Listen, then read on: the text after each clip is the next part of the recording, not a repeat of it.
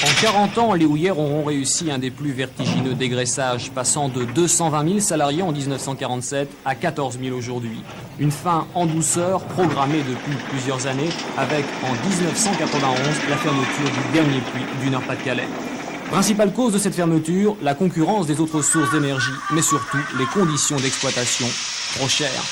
Lorsqu'un mineur du Nord-Pas-de-Calais extrait 1750 kg de charbon par jour, son collègue en Australie en produit 10 fois plus.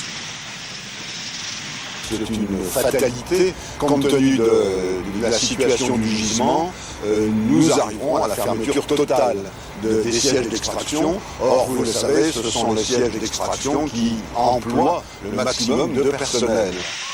Restent aujourd'hui 14 000 personnes à reclasser avant 1993 sans licenciement. Un reclassement qui s'effectue déjà dans 3 axes. Les mises en retraite, les reconversions des ingénieurs et techniciens et enfin le retour au pays des travailleurs immigrés. Il y a tout juste un an, Jacques Verlaine signait une convention avec l'ambassadeur du Maroc pour le retour de 500 Marocains par an. Aujourd'hui, un an après, c'est le constat d'échec. 350 Maghrébins ont accepté la prime de départ de 200 000 francs.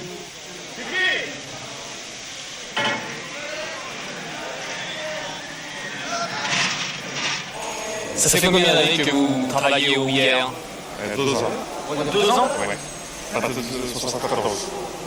Et vous venez de quel pays? Maroc. Vous vous plaisez ici? Oui. Ici, c'est bien, je travaille, je gagne ma vie. C'est bien. Nous éviterons les licenciements, nous n'arriverons pas à éviter les retours au pays du personnel marocain. Il faut rappeler que dans les exploitations du fonds, plus de 50% du personnel est du personnel marocain.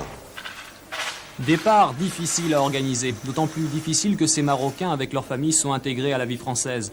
2500 Marocains qui, après 10 ou 15 ans passés au fond de la mine, estiment avoir gagné le droit de vivre en France.